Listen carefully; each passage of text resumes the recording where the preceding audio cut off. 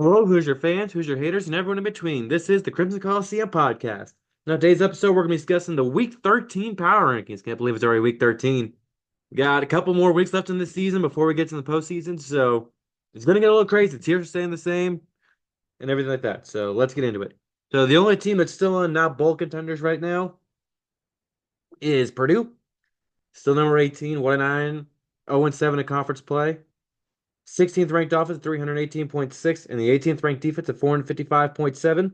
Last week they lost against number 4 Penn State 10-49. This week they're at Michigan State. Now it's on there. They got to go to East Lansing. They got blown out twice. Now they got to go to East Lansing with their last probably winnable game of the season. Yay! Purdue has had a rough going. It just has. It's just rough. Heading into bowl contenders, 5 to 8 wins. Only reason why Northwestern is this year 4-6, 2-5 in conference play is because I think they have a chance against Michigan. Obviously, if they lose, they'll be back to not bowl contenders, but they still have a chance. They have a chance against Michigan. They have the last ranked offense at 284.4 yards and the 13th ranked defense at 356.3 yards. Last week they lost against number 2 Ohio State 7-31, and this week they're at Michigan. They had a good start against Ohio State. Went down the red zone the first drive, fumbled, then went down the red zone and got a touchdown, but didn't do much afterwards. Now they get to go to Ann Arbor. Good for them. And number 16 is still Nebraska, 5-5, 2-5 in conference play. 11th ranked offense at 349.7. The 7th ranked defense at 321.4. Last week they lost at USC 20-28. And this week they're against Wisconsin, and they're still number 16 because they can't find a win. How are you 5-1 at one point? And you proceed to lose 4 straight games. To say they need this win is an understatement. They may have got robbed against USC. That was definitely pass interference twice over. But still wasn't going to help. You still needed to score. You still needed the 2-point conversion to tie. Like, it's just, I don't know what it is with Matt Rule's team. Whenever they get to 5 wins, I don't know if they're not prepared or they get too anxious or what, but they just haven't been able to get it done. At number 15 is Maryland, 4-6, 1-6 in conference play. Sixth ranked offense at 421.4 yards and the 16th ranked defense at 378.1. Last week they lost against Rutgers 17-31. This week they're hosting Iowa. Yeah, this season's just about done unless there's a miracle. Because they got Iowa. I think they have Penn State next after this game. How do you and speaking for Maryland, you have the number one ranked passing offense in the entire Big Ten. How do you have one conference win? Yes, the defense isn't great, but you're supposed to be able to outscore some team. You have the number one ranked passing offense and the number one receiver in terms of yards in not the country, but in the conference. Like, I don't, that's one thing I don't understand. I need to look at this real fast. Michigan State, they should have won, flat out. I don't know how you lost to Northwestern. Minnesota, they just got blasted. Oregon, they just got blasted. And Rutgers, they got blasted. Yeah, it's more the defense than the offense, and the offense hasn't been doing great as of late. Outside of the surprise win against USC. Yeah, not great. Coming in at number 14 is UCLA, 4-6, 3-5 in conference play, 15th ranked offense, 320.6, and the 11th ranked defense, 346.3 yards. Last week, they lost at Washington, 19-31. And this week they're hosting USC. And this is a big game for both teams. And we'll talk about USC in a little bit, but USC needs the win as much as UCLA does. Because USC next week is going to be hosting Notre Dame, and UCLA needs the 2 wins to get to 6 wins. just flat out. I think they can with the momentum they have, they could probably beat Fresno State. Let me see how well Fresno State's doing while I'm here.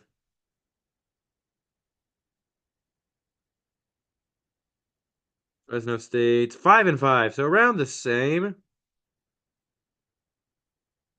So, but they did lose to Air Force and Hawaii. That is a winnable game for UCLA. So a win over USC can get into 6 wins. And number 13 is Michigan State, 4-6, 2-5 at conference play, going down one from where they were at 13. 13th ranked offense, going down with one where they were at 12 from last week. 13th ranked offense at 345.8 yards. 10th ranked defense at 323.6 yards. Last week they lost at Illinois 16-38. This week is against Purdue. And well, Purdue, they got an easy game coming up. It just it's pretty easy. Should be able to win, and then head into next week hosting Rutgers for a chance to go to the bowl game. So anything could happen there. At number 12 is USC, 5-5, 3-5 at conference play, swapping with Michigan State. Fifth ranked offense at 437.8 yards, and the 15th ranked defense at 370.8 yards. Previous week they beat Nebraska 28-20, and this week they're hosting UCLA. And they got a good win against Nebraska, but this game is as much of a must win as they can because Notre Dame's not going to be easy. It's just not going to be an easy game. And they had a lot of missed opportunities this year. So we'll see how it goes. And number 11, even though they didn't play, they're going to be down 2 spots. It's Michigan. And not to just say anything with them, it's just 11, 10, 9, and 8. And really 7 as well. 11 through 7 are just splitting hairs right now. 5-5, 3-4 conference play. 17th ranked offense at 290.1. 11th ranked defense at 335.2. This week they're hosting Northwestern. Should win this game, and they needed to really get in the bowl game before they go to the game. Yeah, you got to take care of business against Northwestern. And the reason why I have them at the bottom of this little group here is just because that offense is really bad. At number 10 is Rutgers. 6-4, 3-4 at conference play, up 1 spot for being number 11. 8th ranked offense at 382.2. 17th ranked offense at 389.4. Defense, not offense. Previous week they won at Maryland 31-17. This week they're hosting Illinois. And they're going bowling. We expected them to go bowling, but they're going bowling. And now they got Illinois at home. Any win from now on really just boosts which game they're going to. At number 9, I have Wisconsin, 5-5, 3-4 at conference play. Both ninth in offense and defense, 378.3 yards of offense and 308.1 yards of defense. Last week they lost at home against number 1 Oregon, 13-16. And this week they're at Nebraska. And well, Wisconsin's going to be in that territory right now where any and all wins are going to be needed and necessary because next week, just looking here, next week is at home against Minnesota. That's not going to be an easy game with how well Minnesota's playing. But they could have easily beaten they could have beaten Oregon. If they had a better passing offense, they could have beaten Oregon. And there were some dumb penalties that helped Oregon out with the legal chop block that was incorrectly called. But 96 yards of offense is not going to do it against the best team in the country. 96 passing yards, I mean. So they had a chance. They had them on the ropes. Oregon got lucky. That's just they're not going to get that lucky again. The number 8 is Washington, 6-5, 4-4 conference play, up 2 spots from being number 10. 7th ranked offense at 396.4 yards, 6th ranked defense at 312.7 yards. They beat UCLA at home 31-19 on a bye this week.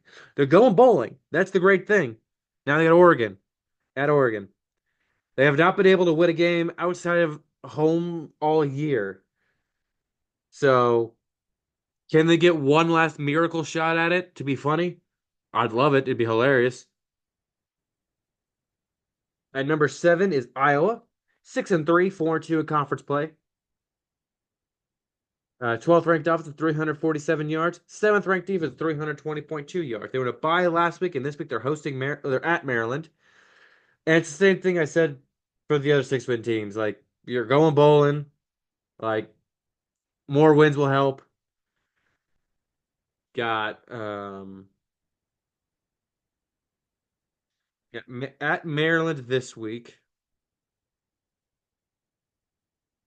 and then I believe it's Nebraska next week. Yeah, you're hosting Nebraska next. They're hosting Nebraska next week, so that's gonna be a fun game because Nebraska is desperate for a win. And then number 5 is the newly ranked number 25 Illinois, 7-3, 4-3 in conference play. 10th ranked offense at 357.3. The 14th ranked defense at 363.2 yards. Last week they beat Michigan State 38-16. This week they're at Rutgers. And if Indiana doesn't fall out of the college football playoff, they're on the inside track for the Citrus Bowl.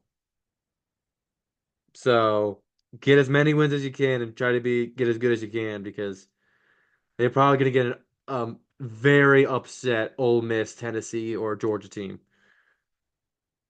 in the Citrus Bowl. And now in playoff contenders, 5th ranked Indiana, 10-0, 7-0 in conference play. Second in both offense and defense at 453.2 yards of offense and 255.5 yard defense. Previous week they were on a bye, and this week they're at number 2 Ohio State. And yeah, biggest game of the program. See how you do, buddies. You're at Columbus. Let's see how you do. It's gonna be a big one. Well, I'll go more into this game Friday with Greg. We're gonna go more into this game. Yeah. And number 3 is the 4th ranked Penn State, 9-1, 6-1 in conference play. Same spot as where they were. The top ranked offense at 454.1 yards. The 3rd ranked defense at 272.6 yards. Last week they beat Purdue 49-10, and this week they're at Minnesota. This is a trap game among trap games because did I talk about Minnesota? No, I didn't. Minnesota's 6th. I am sorry, Minnesota. 6th ranked Minnesota, 6-4, 4-3 in conference play.